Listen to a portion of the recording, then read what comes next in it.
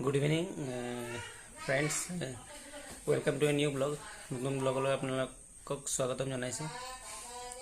আজি ব্লগটোত আপোনালোকে দেখিবলৈ পাব ছট পূজা, যেহেতু ছট পূজা হৈছে। মই ছট পূজাত গৈছিলোঁ, তাৰে কিছুমান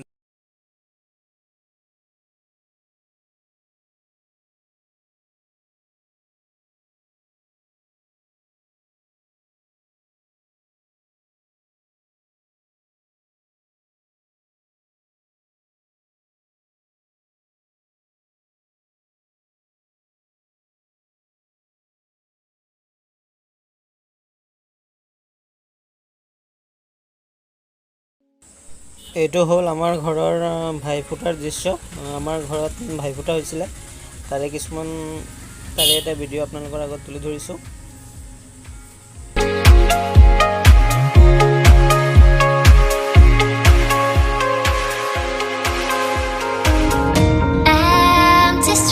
But I kept searching for your trace in the dark, losing myself in the endless memories of the end right from the start.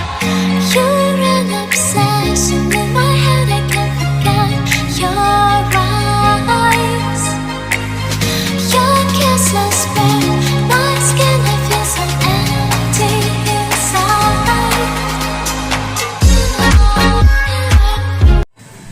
এইটো হ'ল হজাই নতুন বজাৰৰ ছট পূজাৰ ঘাট।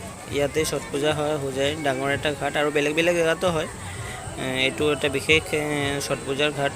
হজাই নতুন বজাৰ পুখুৰী যিখন, তাৰ পাৰতে হয়। তাত হাজাৰ হাজাৰ মানুহ ভিৰ হয় আৰু বহুত ভাল লাগে সেইখিনি মুহূৰ্ত। আৰু ছট পূজাৰ এটা বিশেষ আৱেগ আছে মানুহৰ লগত। আৰু এনেও বহুত মানুহ দেখিবলৈ যায়, আমিও দেখিবলৈ গৈছিলোঁ আৰু চাকি জ্বলাব গৈছিলোঁ। বহুত ভাল লাগিছে। আৰু ছট পূজাৰ বহুত নিয়মো আছে, সেইখিনি নিয়ম তেওঁলোকে পালন কৰে।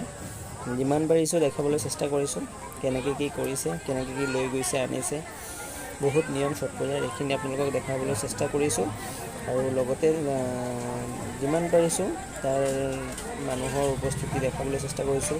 নিয়ম কেনেকৈ নিয়ম পালন কৰে এইবোৰ চাওক আপোনালোকে।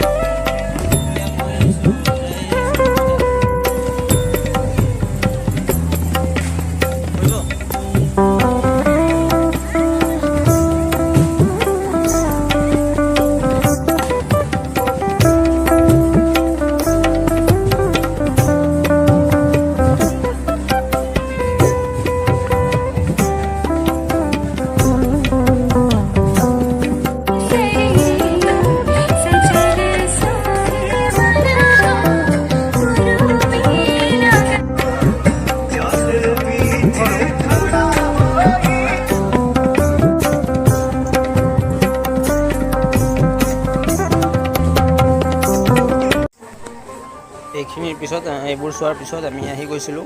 আৰু যিসকলে পূজা কৰে তেওঁলোক ৰাতিপুৱা আকৌ পিছদিনা ৰাতিপুৱা আকৌ সূৰ্য উদয় হোৱাৰ আগলৈকে পানীত থাকে, বিভিন্ন নিয়ম কানুন পালন কৰে। এইখিনি আছিলে ছট পূজা। যদি ভিডিঅ'টো ভাল লাগে কাইণ্ডলি ছাবস্ক্ৰাইব কৰি দিব, লাইক আৰু শ্বেয়াৰ কৰিব। ধন্যবাদ থাকিল। পিছদিনা সূৰ্য উদয় হোৱাৰ লগে লগে ছট পূজাৰ সমাপ্তি হয় আৰু